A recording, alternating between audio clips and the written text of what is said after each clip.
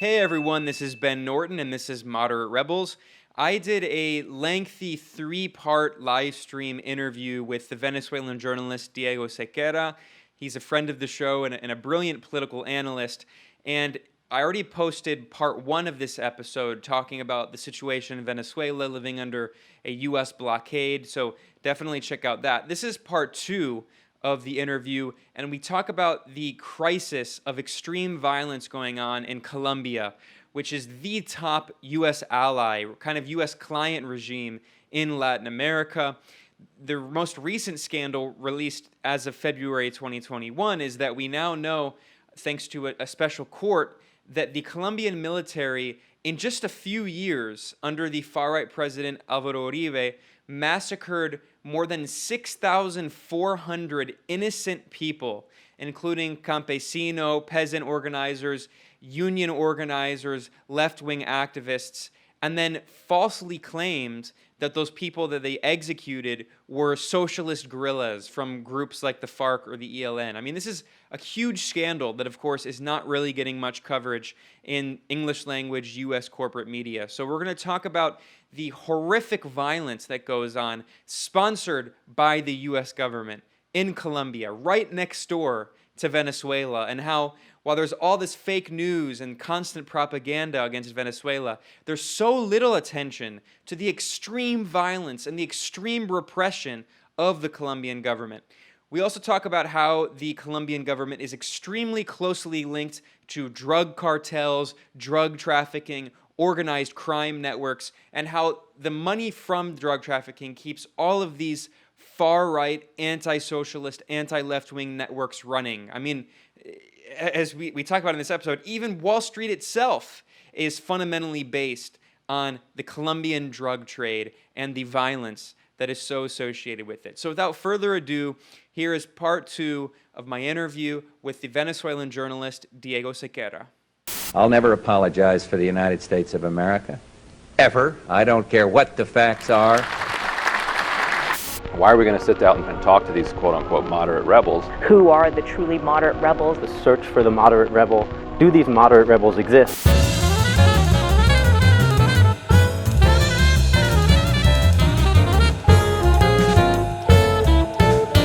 Moderate Rebels. One of the other things that we're going to pivot to here in a second is I want to talk about the situation in Colombia, the neighbor of Venezuela. There was a new report that came out that showed that 6,400 people have been killed by the Colombian military, and then that was actually falsely blamed on socialist guerrillas. Diego's back here, so this is a good pivot. We're going to talk Yeah, about. I'm back. Sorry that we lost you, Diego. I was Cool. explaining that, you know, the internet's a little weak sometimes in Venezuela because of the blockade, Awful. but this is a good segue, because while you were gone, I was doing a segue to talk about Colombia, because we're an hour in. I don't want to keep you too long, so we'll pivot now to something very related to Venezuela. And I think the best way to pivot, we were talking about how U.S. imperialism is so gangster-like. I mean, this idea that the Democrats have that supposedly, you know, it's progressive and there's diplomacy and you talk. No. The reality is that it's often that Washington, the U.S. Embassy, the State Department just blackmails these countries. And another country where we see that kind of gangster-like behavior is Colombia.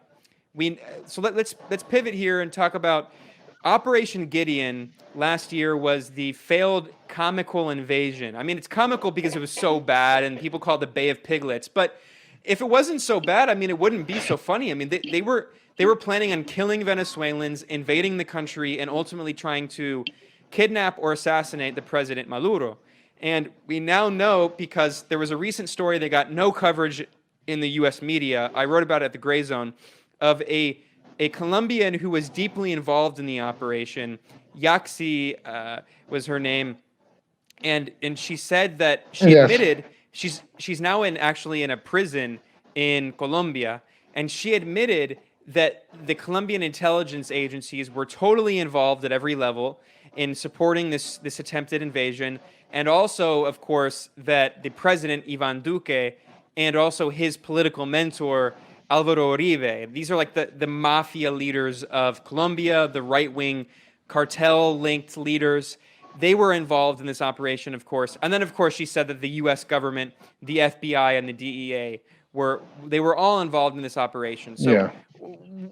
on the Venezuelan side, what have we learned about this attempted invasion, and especially when it comes to the involvement of the U.S. and Colombian governments? Yeah, so well, the first thing, the most general one of these, it's a very symptomatic way of analyzing the current state of empire. If you think a bit about the Gideon experience and the way a private enterprise, a military private enterprise, pretended to create this military operation that was going to deliver regime change in Venezuela, actually was basic, plain and classic filibusterism, U.S. antebellum filibusterism, as in William Walker, as in Narciso Lopez, and so on.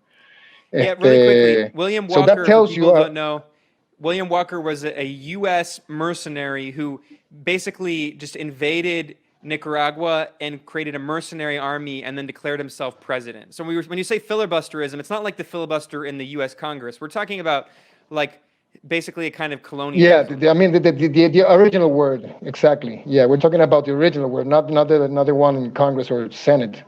Yeah, it has nothing to do with that. It has to do with the actual original meaning of filibustering, as in piracy, as in classic piracy, and sponsored by big concentrated capitals. Because in the case of William Walker, it was the Vanderbilt oligarchy first, the Vanderbilt oligarch, and then in other groups, and then he went crazy and so on.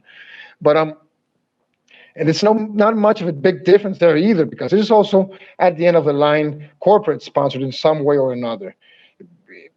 Corporate, as in legal corporations, and illegal ventures or corporations such as drug trafficking. So the thing is that from the Venezuelan side, you can see a lot of things. First, all the proofs about the Colombian government involved and how candidly all this broke, how this happened, and also, if you take the word of, for example, our National Assembly president, even Colombian officials and sources actually are like tipping the Venezuelan government of these activities too. For example, the recent reunion between the virtual ambassador of Venezuela in Colombia, James Story, and that part of the Guaido opposition there, that was something that was actually leaked by the government, by the Colombian government. So it's a very even more complex situation there. The thing is, check this out, Ben, for example. The Venezuelan informal army that was actually based in La Guajira province in northern Colombia, next to the Venezuelan border, was actually sponsored and they got the collaboration of the Guajira cartel. They were talking drug trafficking here, a major drug cartel from Colombia. Because of two things. First, because one of these capos, one of these drug lords, actually financed the Duque campaign, the Ivan Duque campaign, what they call in Colombia the Ñeñe Política scandal, because it was Ñeñe Hernandez. And the other part is that you have these people were actually hosted by another narco called La Silla, or Doble Rueda, double wheels, or La Silla, because he's on a wheelchair. This guy was extradition order to the U.S. yesterday, Ben. I mean, the guy that set up the logistics, the safe houses, and so on, and collaborating in so many ways with a mercenary Venezuelan Colombian army. And I was also related to Cliver Alcalá, which was the head of the crazy expedition, which is also now in the U.S. It was taken by the DEA. It's now going to be extradited to the U.S. right now, just like the former paramilitary commanders back in the day. So they're going to take a lot of U.S. state secrets there. And that's, I mean, you don't need another stronger confirmation of all this. I mean, and it's the link between the Colombian government, the Colombian state security, the DEA, the CIA, and of course the Venezuelan radical opposition, such as Juan Guaido, has been also pictured with some of these narco paramilitary leaders in the Venezuelan border. So it's so candid and so evident. So and Yeah, quick note and on this is that. something that actually has been. Yeah, I Yes. just wanted to say, Diego, you mentioned Nene Go ahead. Hernandez. This name, for people who don't know, this is a really big scandal right now in Colombian politics. Nene Hernandez, who was recently, who died under very mysterious circumstances in Bolsonaro's Brazil.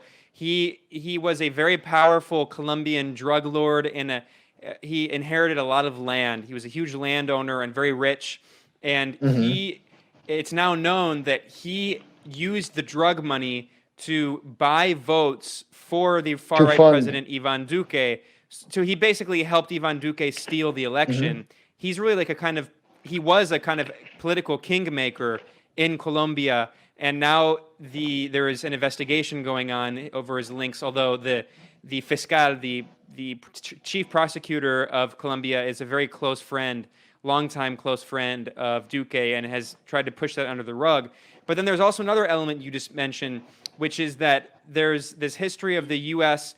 allying with these drug dealing leaders and then basically just extraditing them when they outlive their usefulness. So another example is Tony Hernandez, the brother of Juan Orlando Hernandez, who's the current right-wing dictator of Honduras, who stole the last election. Even the OAS acknowledged that. And his brother, Tony Hernandez, is sitting in a U.S. prison, and a U.S. federal court in New York, charged him and convicted Tony Hernandez, the brother of the Honduran president, for trafficking hundreds of tons, in fact, thousands of tons, thousands of kilograms, not thousands of tons, thousands of kilograms of cocaine and machine guns into the United States. So, I mean, we're talking about the U.S. knew that and has continued supporting Juan Orlando Hernandez, even as it prosecutes his brother for dealing drugs. It's the same thing in Colombia. The U.S. is absolutely privy to this. They support it. And of course, we know that the CIA uses these kinds of operations to fund its black budget. Yeah, I mean, it's because that's the actual policy. I mean, this is the actually dark alliance template policy that actually fuels lots of these regime change attempts, and especially from the logistical foot soldier part, not only because of funding, also because of expendable chips. And I'm talking about persons, and I'm here, and you have a huge number of workforce in that sense to actually find to recruit to do the bid of the state, in this case the Colombian state or the U.S. or both. And this is very descriptive. The whole Gideon operation is a very descriptive example of this. And and the other side of this, of course, is the disciplination Diego, and the predatory logics of state. CIA, cocaine in action. Yeah, that's right. That's right. I mean, it's funny and it's sad and true at the same time. It's all things, because that's true. I mean, that's the proper acronym. And sometimes you can I also actually like the CIA is capitalism's invisible army, but cocaine in action works too. It's the same thing, actually. If you think about it, it's redundant in both cases, because there's no other, besides oil and energy, there's no other stronger force in the capitalist arteries than the cash flow from drugs. I mean, it actually bailed out. If we actually take with the Carla del Ponte's words, the anti-drug star at that moment in the UN, it actually helped bail out Wall Street in 2008 via laundering operations, HSBC and so on. And so I mean, that tells you a lot about. Cocaine doesn't just keep all of like the sellers and like on the floor in Wall Street who are all like just sniffing cocaine all day to stay up 24 hours so they can short sell and like just just like gamble the entire economy. So like not only does Colombian cocaine figuratively keep Wall Street afloat by like powering all of those brokers, but also it literally economically kept Wall Street afloat. Yeah, exactly. I mean, and it's like this huge chunk of territory of lawless economy. And well, I think Charles Bowden, it's a wonderful read for this, and also how he called all these. For example, he called northern Mexico at that moment the globalization the global economy killing fields. Colombia has the same status, in that sense. And not only have you even have like the Mexican cartels operating directly now in Colombia. It's such a messy situation, but there's another side of this, because it also has to do, and of course it has to do with resources, but paramilitarismo and the paramilitary formations now that are, they just try to call them criminal bands, but they're not. They have an adaptable, bigger structure. I'm talking about paramilitary formations here, and actually they do the bit not only for drug cash flow and drug flows and routes and so on, production and then distribution, but also agrarian counter reform, because also you have more, and that translated in two things: the resources under those agricultural lands and the campesinos that live on the top of them, but also to one more time discipline this, in this case, the Colombian people, el pueblo colombiano. And this is a historical constant. This is something that has always been there, and has always been, of course, the root of the problem. We're talking about land here and land dispossession. It has been the key and constant element in the Colombian conflict. Not only the Colombian conflict. I think if you actually, you can see that everywhere. But I mean, in Colombia, it's a pretty outspoken and clear situation. I mean, I think that's the case with most of the third world, but in the Colombian case, it's like the most extreme, constant version of this, and the most overt. And take, for example, I mean, during the 19th century, Ben, as you well know, after the independence cycle, the decolonization, the first independence cycles in Latin America, then came the formations of the new independent states that actually were shaped a lot with U.S. pressure and British economic expansion. You know, the mercantilismo, and those are called the oligarchic republics. Most of them in Latin America went through a civil war experience after that. In the case of Venezuela, was extremely radical, and it even I mean, blew up, eliminated part of the traditional oligarchy, not like it happened in Peru or happened in Colombia, which are more viceroyal historical developments. And modern states comes after that. And the thing is that this concept has never changed ever in the Colombian thing. So, but there's another element to this. Modern Colombia, you can say, started with this 1,000 Days War. Which it was like several armed conflicts that were the mix of provincial rights against the capital, because of development of some of these cities that were starting to become powerhouses of sorts, and the conservative moment there, but also it was several conflicts that also has social justice demands there. The first ones in Colombia, in a modern sense, but you also had a third overlapping conflict here, which was the geopolitical one. And it goes around how it ended, how the 1,000 Days War ended. And it ended, the peace treaty, the definitive peace treaty, was signed in the USS Wisconsin in the shores of Panama. And that's when Panama becomes independent, because Panama was always part of Colombia. And in the Panamanian independence, by the way, was also the Panamanian drive of independence, and the artificial independence was actually sponsored especially by two figures, Teddy Roosevelt and J.P. Morgan. So you have this at the root of the early 20th century, ending or the late 19th century, as the base of this all, you know.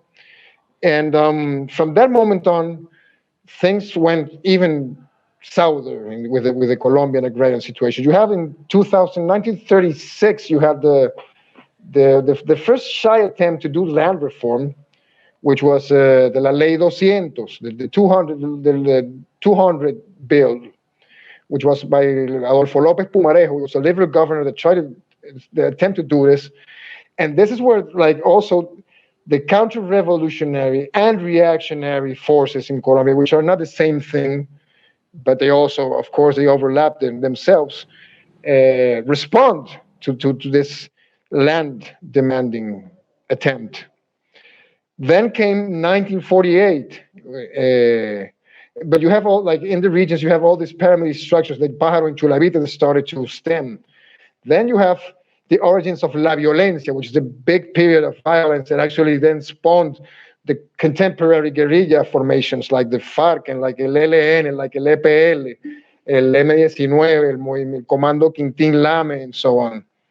It's a long story, but the thing is that I'm trying to say here is that land has always been the major issue. And it also was the major issue in the peace talks between the FARC and Colombia.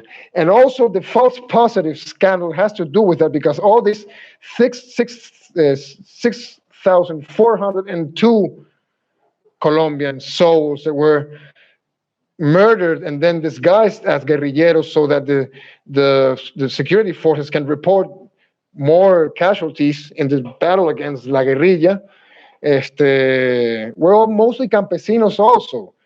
Colombia has the biggest IDP population in the world, even over more than Syria, contemporary Syria.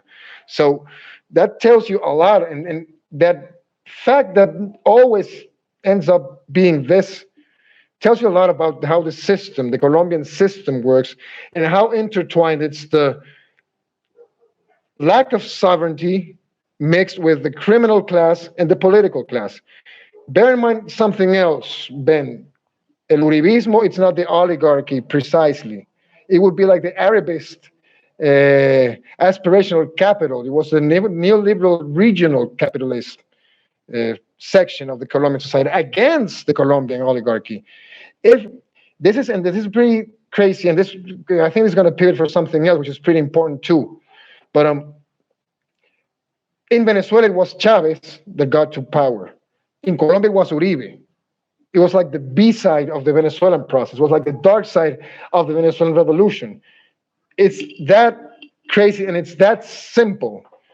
Of course, Uribe comes right after El Plan Colombia, and of course, he's the game changer in Colombian politics. He's the one that goes a step beyond and brings all the 80s experience in narco-violencia to a state level, because he was also part of the narco-violencia back in the 80s. He was, I mean, in his record, in his career, he started actually as an airport authority in the Antioquia department and actually waived a lot of crazy flights for the Medellin cartel. So yeah, well, Diego, this is, yeah, I mean, what you just laid out there, there's a few points I want to pick at more because I think it's really revealing. First of all, there's a good comment here from Punkadelic. It's amazing how little is known among the Western left, how there's been a war waged against the Colombian left since the 1930s. Yeah, I mean, it's pretty wild. I mean, we're talking about one of the most brutal counterinsurgency campaigns in the entire world against the left in Colombia. It's, you know, I wouldn't use the term genocidal because it's not the definition of genocide, but you could say it's a kind of politicide. And there was a campaign that was actually tried against the Colombian state of politicide against the left for. No, I think it's genocide, and I think politicide is part of genocide, you know? I think it has, because it's not only has been... Diego, do you want to talk about the conviction, the case against the Colombian state for politicide? Sorry? Yeah, do you want to talk about the case of politicide against the Colombian state and that history really quickly? Because it's not very well known. Yeah, that's also pretty dramatic. Thank you. And of course, in this politicide that they were talking about, which is people-sided. I mean, that's what I'm saying. Politicide. If you take the Palestinian experience, it's not. It's like it's genocide in the extent it's just not. It's forbidding a whole people to live, to actually live, Ben. It's necropolitics at its best, you know? And of course, there has always been incredibly amazing, virtuous initiatives of people self-organizing in all this history. And I'm being specific here about Colombia. I'm saying it's not only the 1930s, and we're talking about even before. We're talking about the Thousand-Day Wars one more time, and how the political class betrayed the grassroots of these processes also in the way. The most dramatic moment of this happened during La Violencia after El Bogotazo. El Bogotazo was the magnicide of the very charismatic and influential liberal leader, because the Partido Liberal, which was also mixed by the popular liberal leader of the Liberal Party, called Jorge Eliezer Gaitan. This is like the watershed moment quick in note to people. contemporary history. That was the assassination. It was an assassination, because in Spanish I say magnicidio, which is assassination. Just to translate. Okay, thanks. Yeah, exactly. Thanks. No, good. I mean, it's important.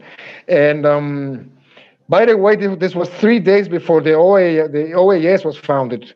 There was actually, by the way, during El Bogotazo there, with the student protest movement, there was a young man from La Habana there also. There was a privileged witness of El Bogotazo. It was called Fidel Castro, who went with the student organization that was allied, by the way, with the Peronistas. And they were going to protest the U.S. presence there.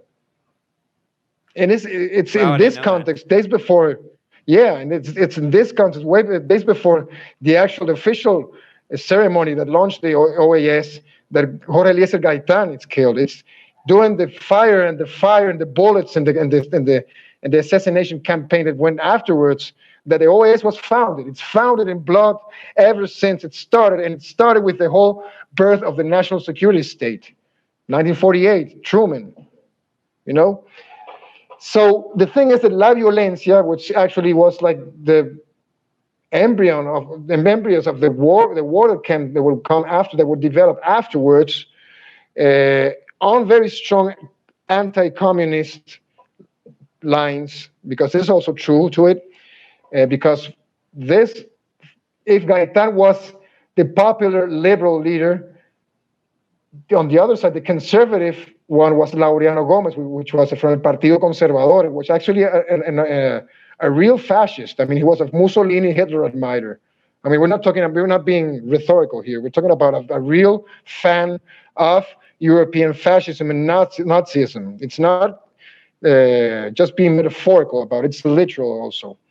So this violence spread all across the country, especially on the land, and it became a massacre that was actually exerted by two structures, Los Pájaros y Los Chulavitas.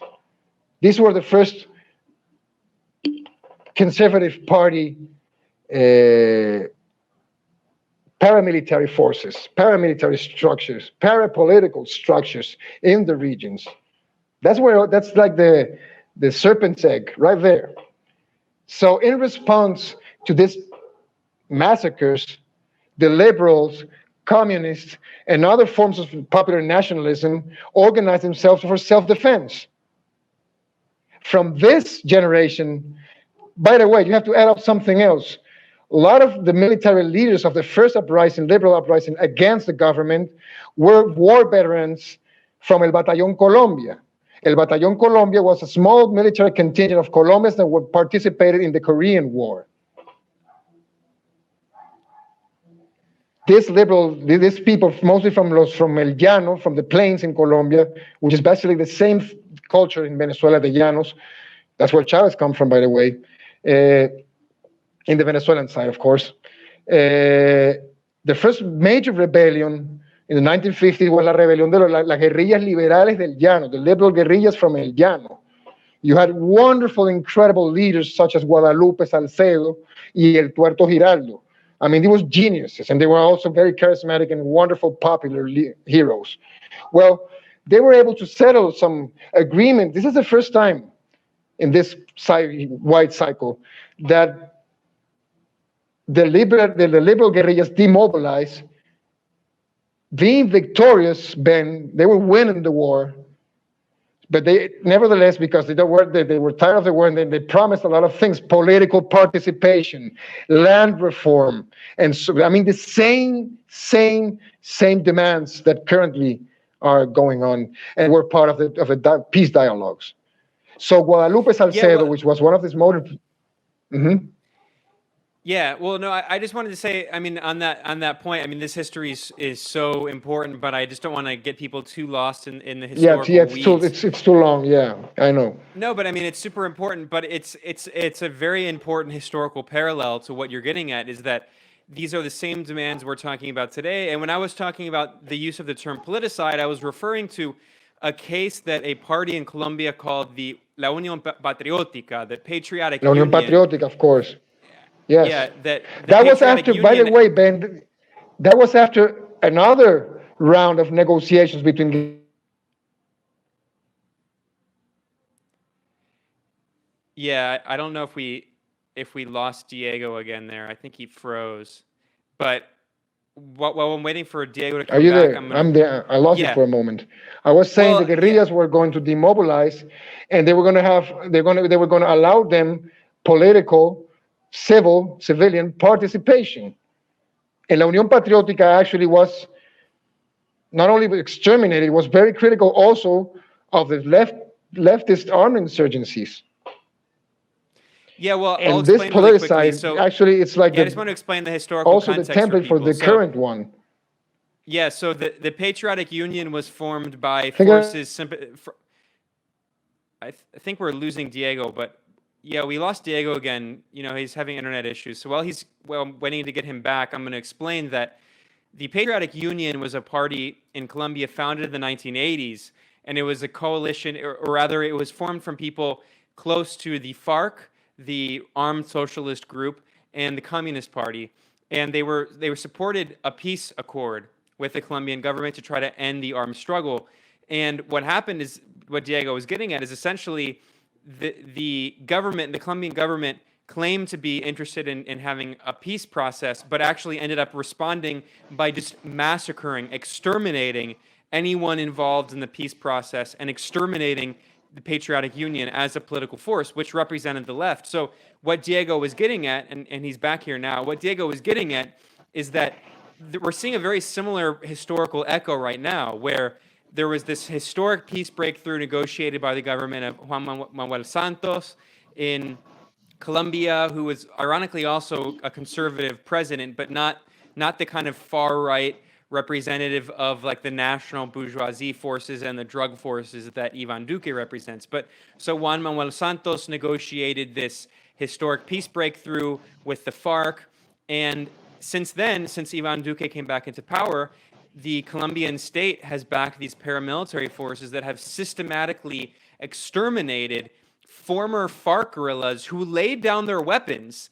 They gave their weapons back to the Colombian state and demobilized, and since then, hundreds have been massacred. So before we lost you, Diego, I think the point you were making is that what happened to the Patriotic Union, the politicide or the kind of political genocide against the left-wing forces of the Patriotic Union, is similar to what we're seeing now, where the Colombian state signed this peace agreement and then since then has violated all of its sides of the agreement and has continued to just murder left-wing leaders.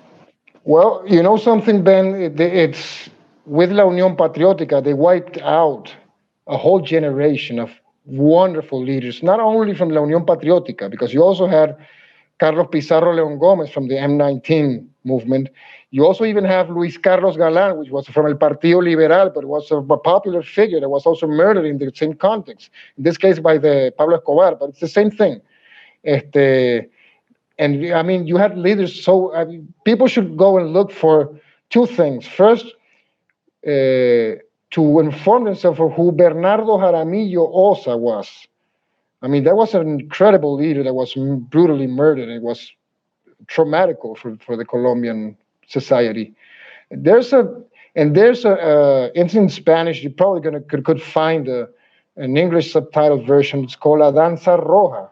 La Danza Roja, La Danza Roja, yes, which is a documentary that actually covers this the experience of the La Unión Patriótica. It's pretty good. It's something. I think it was made somewhere around 2004, and most surely it's in YouTube.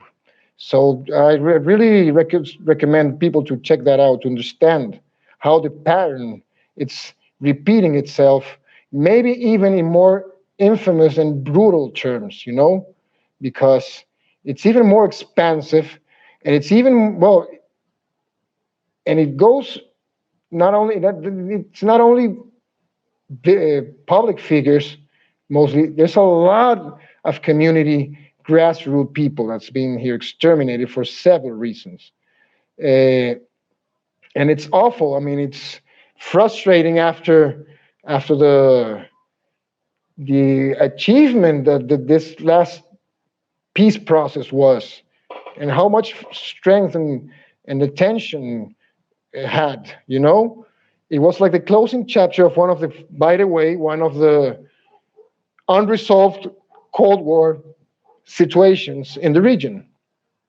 because this was then, of course, part of the Cold War. This was also part of the Cold War, and you can see that in the way that not only the anti-communist speech was also embedded in all this, but also in how the U.S. used the Colombia counterinsurgency experiment also to apply it afterwards in Vietnam, for example, with La República de Marquetalia and the counterinsurgency movement that they established there. That was actually the previous step to the Phoenix program. Strong elimination of people program based on intelligence and so on in South Vietnam. This was actually first tried in Colombia.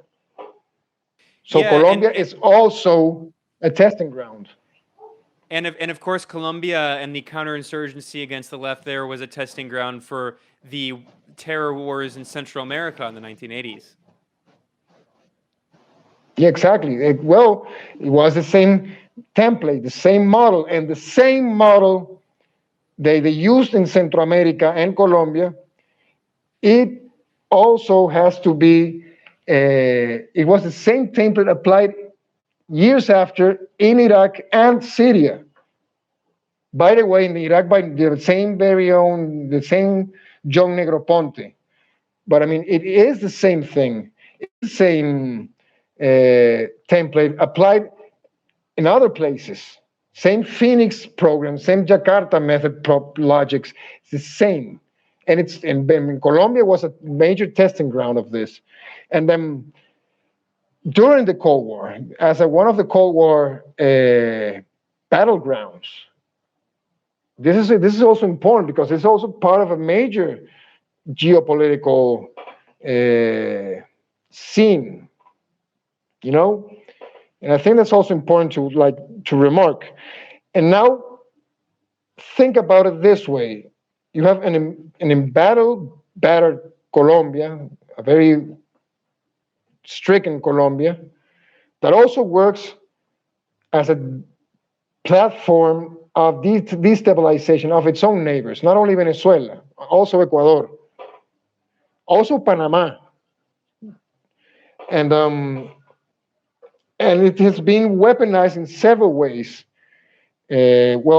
Once again, the Operación Gideon was a very good example of that. Also, you covered what they did, the Colombian attorney and all the fake news thing they did, trying to influence on the presidential elections in Ecuador. Same thing. Also, Colombia has 7 U.S. military bases and 2 undeclared ones, so it's around 9. That you have now and go figure how many lily pads and so on they also have there, and it's also at the same time it lacks any kind of sovereignty. By the way, that this U.S. One Georgia question, senator Diego. called Paul People are Cover. asking, Yeah. Diego, what was the name of the documentary that you recommended? El Baile Rojo, the Red Dance. Yeah. El I'll baile write that. rojo, yeah, that, and I said it, and I didn't spell it correctly the first time. El baile rojo. Yeah. So this is actually a good way for me to ask the next question I was going to ask Diego. You kind of hinted at this, but just for people who understand it, just so they can get a better, clearer view. You mentioned that Sure. one of the main reasons for the armed struggle in Colombia has been about land. Can you talk about why in Colombia specifically there was never this process that there was in some other countries of land redistribution? And of course, people who just in brief, really quickly, people might know of the colonial history of the hacienda system in Latin America, where the Spanish created a series of kind of neo-feudal system of land parcels and used that to exercise their power over the region, the hacienda system. And in a lot of countries, there was some land reform. In Colombia, there wasn't as much. And today, as Diego mentioned, that there's still a lot of violence revolving around land. A lot of campesino, peasant organizers are killed. And these are people who are they're not even necessarily sympathetic to or involved in the socialist struggle of groups like the FARC and the ELN, the National Liberation Army. They're just farmers, and they're being murdered by Colombian state-backed paramilitaries. Yes, I mean, I think all land reform initiatives in all Latin America are botched processes. That's the first thing. I mean, and they have meant lots of problems in time. But Colombia, maybe Brazil would be the other one, but when Guatemala, the other one, are like extreme cases of how this went completely bad and wrong. The thing is that, yeah, you spell out correctly, the hacienda model has a lot to do with it, and it's not even neo-feudal. It was absolutely feudal. It was a feudal economy and a feudal structure with a insane rentier culture. I think that's the worst part of the Spanish heritage we have, actually, the rentier culture, because Spain never actually developed itself either. I mean, if you compare it to the other countries, especially in even issues of land, because you have like this parasitical class that never actually was concerned about being a class for itself, like the Northern Europe bourgeoisies. I mean, they have the same class issue here in a way, because actually the capitalist development in Spain is it's a 20th century thing.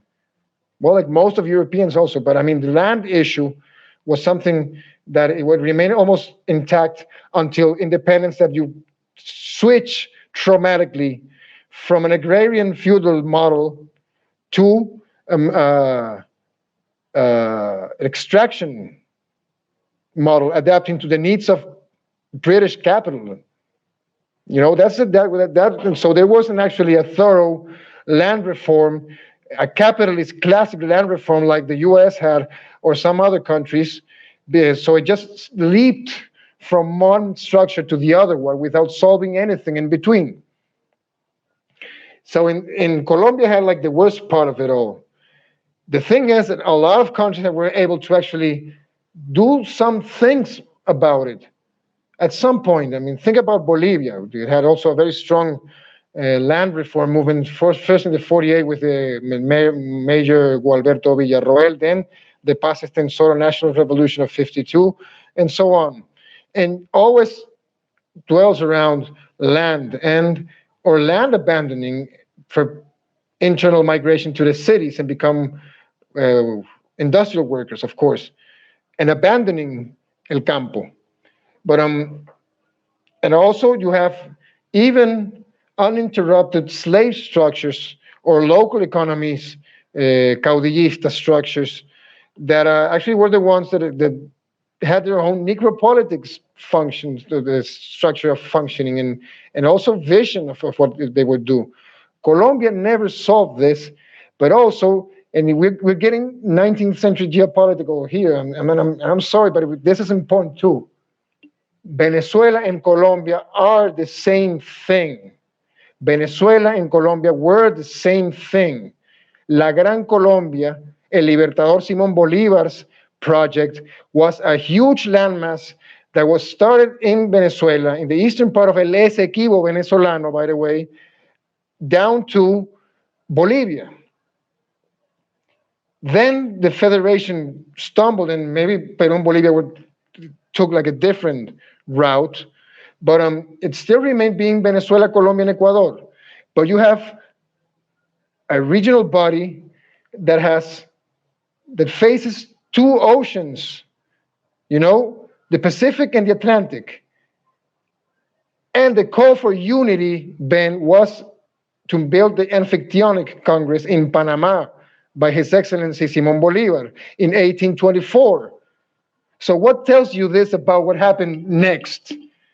Once Bolívar is betrayed, once all these countries split and sometimes go into war and sometimes not, but become conflictive and balkanized and confronted among themselves and take different roads, historical development roads. And in the Colombian case, the final winner was the oligarchy that actually inherited a lot of the power from the viceroyalty, because Colombia actually was called Nueva Granada before independence. Colombia, it's a name that honors Cristóbal Colón. Yes, this is 19th century. It's nothing we chose. It was actually first coined by Francisco de Miranda, el precursor, the first guy thinking about Latin American unity, but also Venezuela, of course, that participated, by the way, in the U.S., in the Pensacola battle, and also in the French Revolution. Right, and also the war against the Holy Alliance. For people who don't know this history, I just want to explain it because, unfortunately, not a lot of North Americans get taught this history. This is extremely important. We're looking here at a map of what Diego mentioned was called Gran Colombia, and this is in 1824. Mm-hmm. This was created by the revolutionary 19th century, early 19th century nationalist Simón Bolívar. And when we're talking about Venezuelan politics and the Chavista movement, one thing that I think, unfortunately, is not stressed enough on the U.S. left is understanding how this is not just a socialist movement, but this is specifically a regional movement in Latin America oriented around a kind of national unity project that, if you had to compare it to anything, you could maybe say similar to Arab nationalism. So Nasser and or Syria, Pan-Africanism in a way. Pan-Africanism, absolutely, yeah. So, but a famous example would be that under Abdel Nasser in Egypt, there was briefly a unified Arab republic unifying Syria and Egypt into one state, even though they actually didn't have a border next to each other. They were considered one political entity. Similarly, in the early 19th century, what Diego is talking about, and this context is just so important to understand, is that the revolutionaries at this time, who were inspired by the French Revolution, they would now be considered kind of bourgeois revolutionaries, but they were revolutionaries, and they were the ones who overthrew Spanish colonialism. And Simón Bolívar created this state. You can see this map of Gran Colombia, which incorporates all of modern-day Venezuela and Colombia and Ecuador. You can see, and I mean, and Peru and Panama. Yeah, we're talking about a massive country, and the point that Diego is making is that project of unifying Gran Colombia once again and unifying Latin America is a very real political force in Latin American politics. And Hugo Chavez, before he was a socialist, before he declared 21st century socialism in 2006 and gave his famous speech at the UN, Hugo Chavez was a Bolivarian, and he was talking about unifying Latin America, the idea of La Patria Grande, the idea of a unified Latin America. So what Diego is getting at here is that when we're talking about groups in Colombia like the FARC or like the ELN, these are not just Marxist-Leninist-inspired groups, which they are to an extent, although the ELN is more liberation theology inspired. But they're also Bolivarian groups. They want to unify Latin America, and specifically, they understand that Venezuela and Colombia are kind of arbitrarily divided on these borders. Exactly. I mean, and for example, this is very simple, and it has to do also with the contemporary historical development, but it's pretty hard, even myself, for example, not to have a relative, maybe political relative, not necessarily a sanguine one, that hails from Colombia or Colombian friends. They've always been here. I mean, we're talking about 5 million Colombians, approx, living in Venezuela in contemporary. Viva la Gran Colombia, they say there. Yeah, eso es correcto. Well, and Diego, can you it has explain always- really quickly another point that you mentioned earlier is that Colombia has the largest internally displaced population, IDP population, in the entire world, more than even Syria, which has been totally destroyed by this Western dirty war, to such a degree that something that not a lot of people outside of Venezuela recognize, there are millions of Colombians who are refugees or migrants from the internal counterinsurgency war waged by the Colombian state, backed by the U.S. against the left.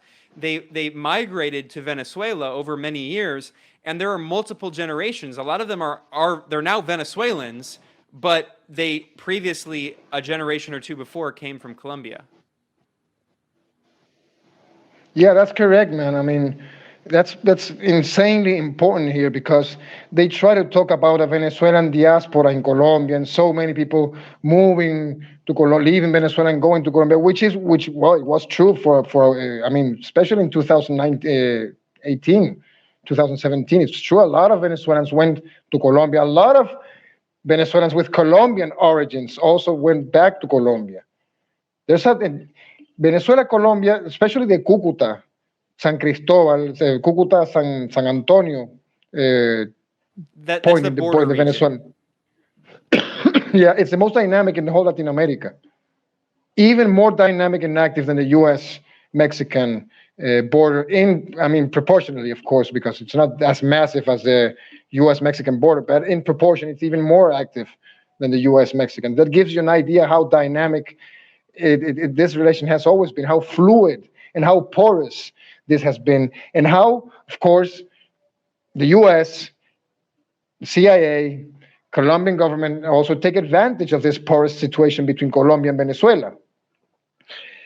And we've also seen, which is also extremely important to know, how after this mass migration in Venezuela was stimulated back in 2017, 2018, it was also weaponized.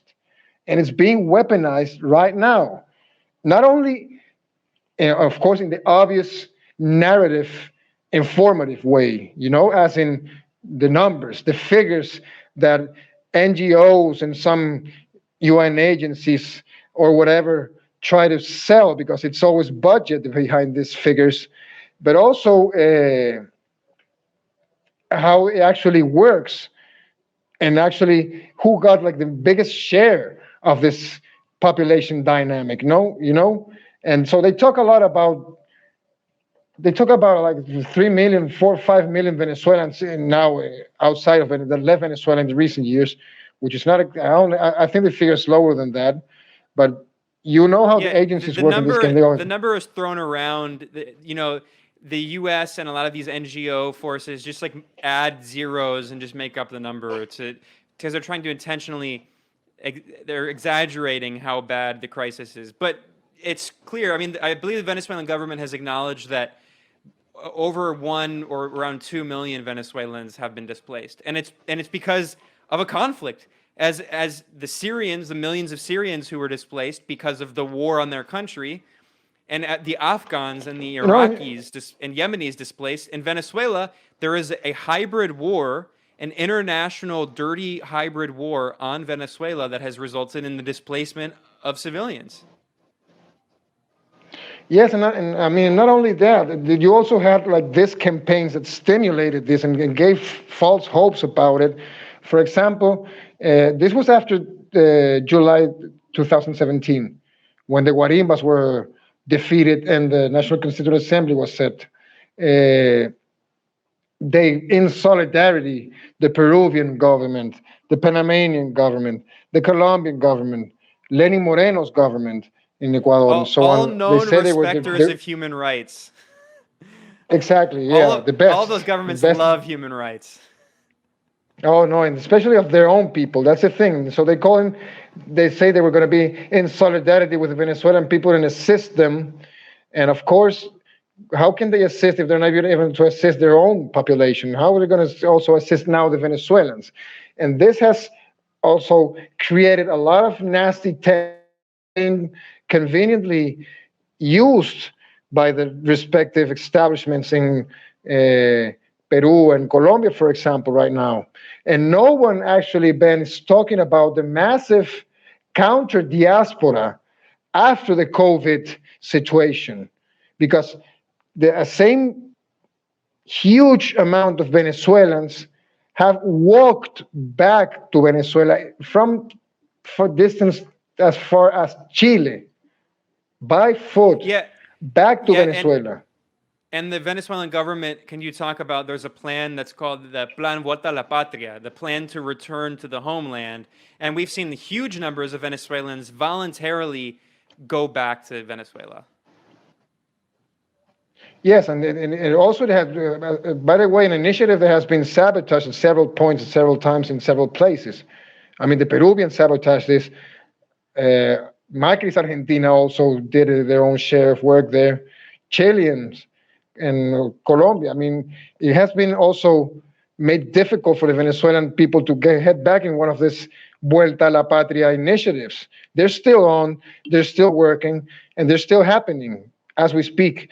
But it has been also overwhelming, especially during the COVID pandemic, the huge amount of people, Venezuelan brothers and sisters, heading back to Venezuela in several ways. And not only that, they were also, and this is something that has been denounced by the government, our government, the Venezuelan government, they have been weaponized even to infect people with COVID, to come ill and infected to Venezuela and to destabilize and create some sort of imbalance in the way the COVID challenge has been engaged.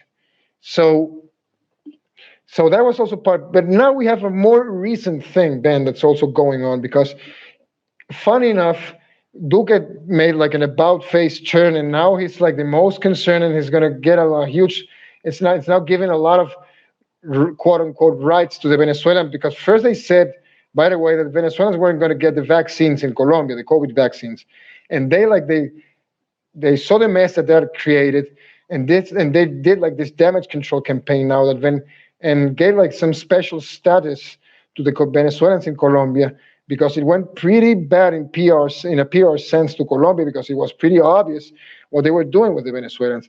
But parallel to this, another strange thing has been going on, not directly with Colombia, but with Peru and the Venezuelan population in Peru. This is something that I don't think it has made waves yet in the Anglosphere, but it will, because they're using it, and I'm sure they want to try at least if they succeed at some point.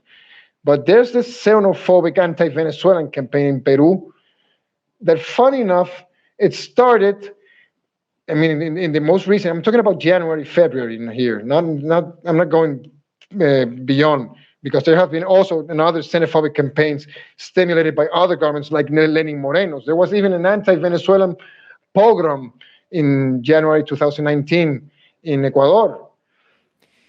Yeah, and But really in this quickly on that case, note, Diego, I just want to acknowledge, because you should talk about the Peruvian case, but I just got back from Ecuador, and something that's very noticeable is that there are Venezuelans begging in the streets. I mean, the situation in Ecuador right now economically is absolutely horrible. The GDP shrunk by 11% last year.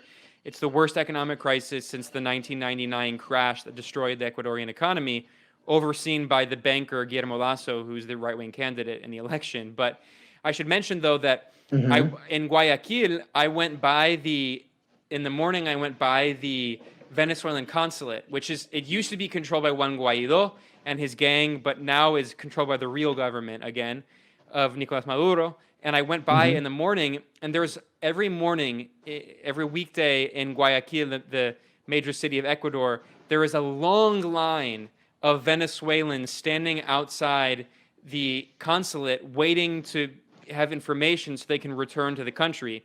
And I heard that there was actually a plane, the Venezuelan government was organizing a plane on Conviasa, which is the state airline, to try to bring back Venezuelans to Ecuador who were suffering. I mean, the situation for Venezuelans in Ecuador is awful, but we've seen, like you just mentioned, a lot of xenophobia against them. And what's so crazy is how the Venezuelans are used in a contradictory way as propaganda. So sometimes, often, the right-wing forces will point to the Venezuelan refugees and migrants in the streets and say that that's an evidence of how Venezuela and Chavismo and socialism are all failed, and there's so many migrants because they all failed, not mentioning the war on their country, not mentioning the sanctions and the blockade.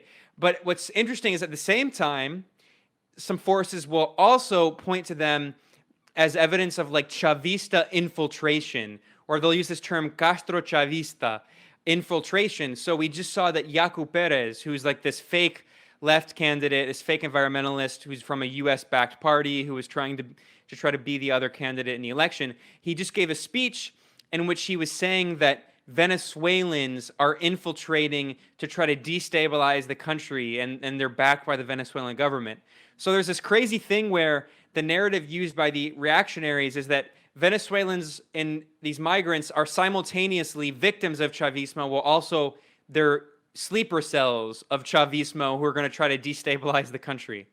It has been, the Venezuelan population has always been, in recent years, used as a patsy. They were also suggesting that the Venezuelans were the one that started the unrest in Chile. They said the same thing about Colombia. Wait, by the way, head of the OAS. Sorry to cut you off, Diego. Yeah, Luis No problem. Almagro, the head of the OAS, Luis Almagro, it gave a speech accusing Venezuela and Cuba of being behind the anti-neoliberal protests in Chile. Insane. Yeah, they call it. It was like an Operación Condor attempt to create this crazy patsy, and he called it the brisas bolivarianas, the Bolivarian breeze. That's like the ghost that haunted Europe back in 19th century. They were saying like this Bolivarian ghost was haunting the streets of Santiago and the streets of Lima and the streets of Bogota and Cartagena and so on. But and yeah, they tried because they tried to build like this patsy out of Venezuelan population, but also trying to build some foreign policy steps from that point. It's to criminalize even further the Venezuelan population. So now, back to the point, Peru has been going through. They even killed a Venezuela. There was a famous scandal. They killed a Venezuelan worker in Lima recently because of a video that was leaked in January that allegedly some Venezuelans killed a Peruvian youngster. Guess where? Guess where this video that actually kind of was like the triggering situation for all this new anti-Venezuelan campaign in Peru started. It started in Colombia. It started in Antioquia. It started in the perfect environment you control, the perfect media landscape you need, and you can control the flow of information there, and from that you can build up until it loses control. And that actually it's something that's in the making right now, and it reminds me a lot of what Yasha Levin has written about the weaponization of migrants and respectable racism also, and how to use as another chip on the board these all purposes now Venezuelans with broken dreams and very hard experience that they didn't went through before once they left following the aspirational dream that a lot of people go after. It's okay, man. That's not a problem. But there you go. I think it relates a lot to the same template they used with the Soviet population against the Soviet Union. We'll talk about that in a second. I just want to give a shout out because Diego mentioned a good friend of the show and a friend of ours, Yasha Levin, brilliant journalist. And you can see here a newsletter by Yasha Levin, a Soviet immigrant living through American decline. And Yasha's a brilliant journalist who writes also a lot about technology and how a lot of these big tech Silicon Valley corporations all have a revolving door with the US government. They were created by DARPA, by the Pentagon's arm. But Diego, let's talk more about this point. This is a key point. The weaponization of immigrants. And Yasha talks about it in the context of how during the time of the Soviet Union and the First Cold War, there were these right-wing immigrants who came to Western countries and portrayed the Soviet Union as pure evil, and there was this weaponization. And similarly, we can see something going on with Cuban immigrants. I mean, many of them were the elites who, after the victory of the Cuban Revolution on January 1st, 1959, or even before, they fled to Miami. And we now know that Marco Rubio, his family fled before the Cuban Revolution. They were a very rich elite family, but he portrays his family as so-called refugees of the Cuban Revolution, even though, like many of those elite Cuban families in Miami, a lot of them actually fled before the revolution. But we see the same weaponization of immigrants also here in Nicaragua. The right-wingers who fled to Florida after the failure of the U.S.-backed 2018 coup attempt here, we see the weaponization of immigrants that we see also against Venezuelan immigrants.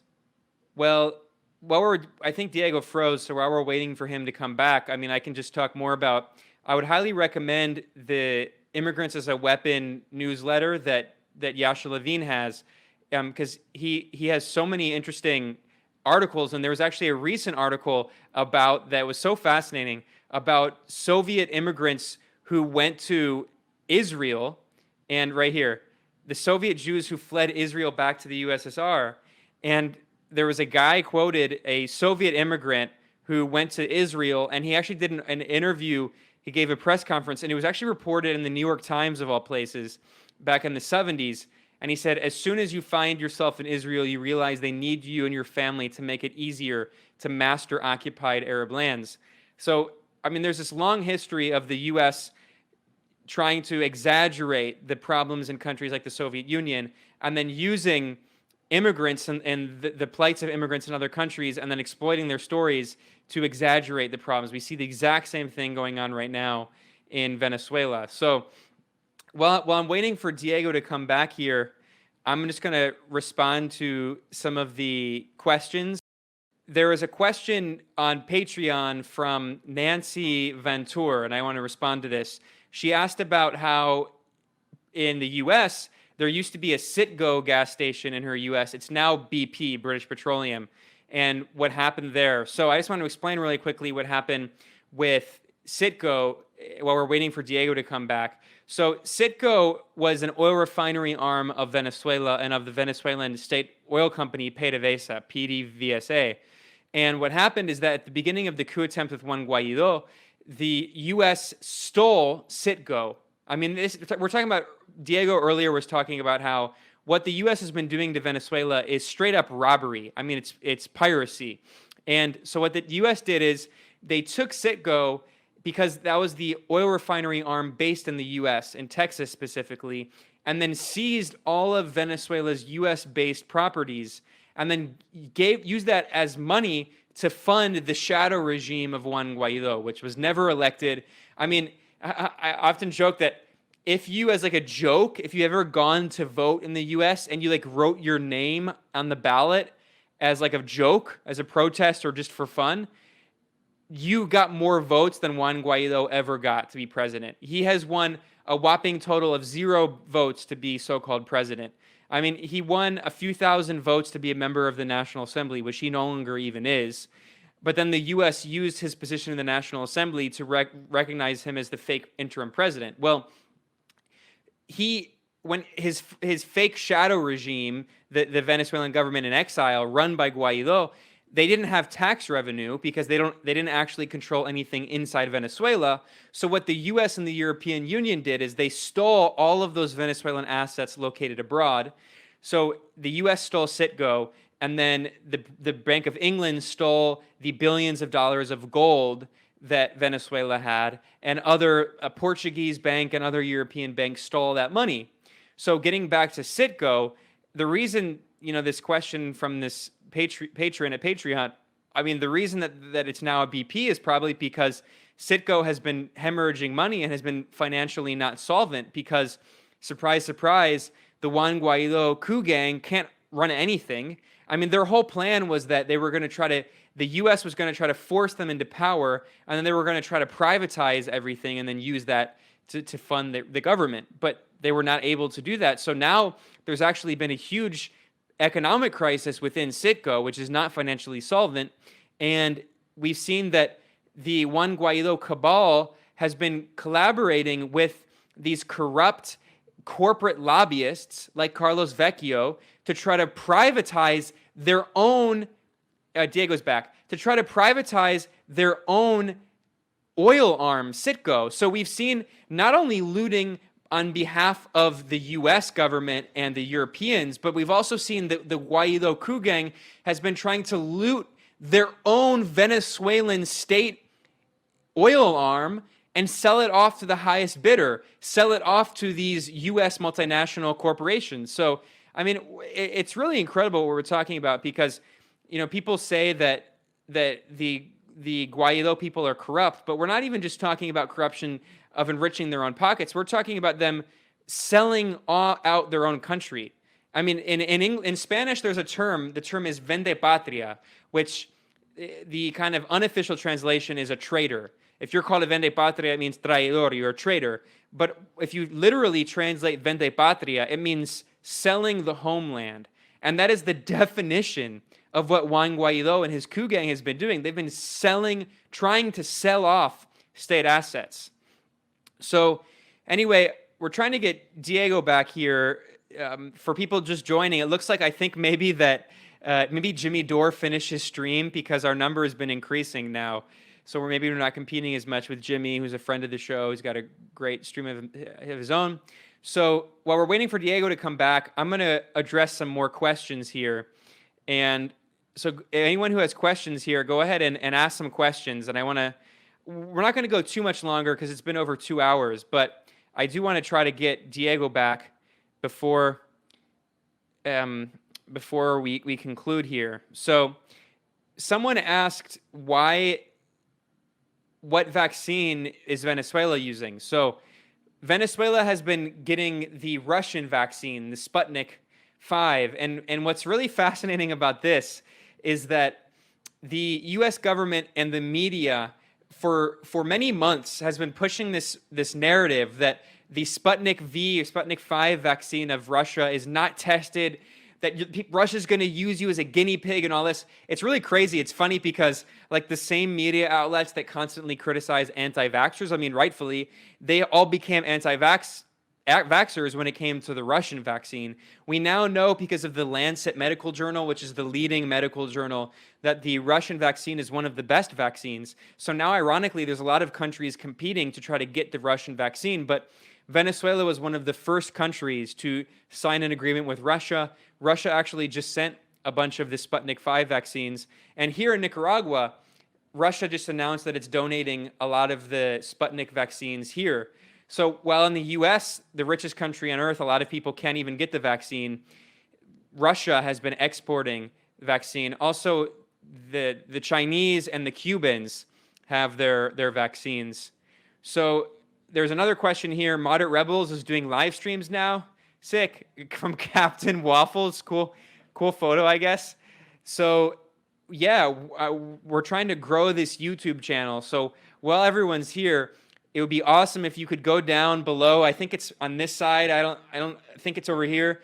If you can go down and subscribe, that would be really awesome. We're trying to grow. We have the Gray Zone channel. Of course, a lot of our stuff is not promoted in the algorithm, and we're facing kind of shadow banning. So we're also trying to diversify and grow this channel at Moderate Rebels as well and have both of them. And we can, we're trying to do more live streams on both. We're going to take a pause here. This is the end of part 2 of my interview with the Venezuelan journalist Diego Sequera. If you want to support this show, please go to patreon.com/moderaterebels and definitely check us out in part 3, the final hour of my discussion with Diego. We talk more about the lies and propaganda targeting all of the progressive governments in Latin America, from Venezuela to Nicaragua to Cuba, and just more of the extreme propaganda and why the left, especially in the United States, really needs to prioritize the struggle against imperialism. As always, thanks for listening.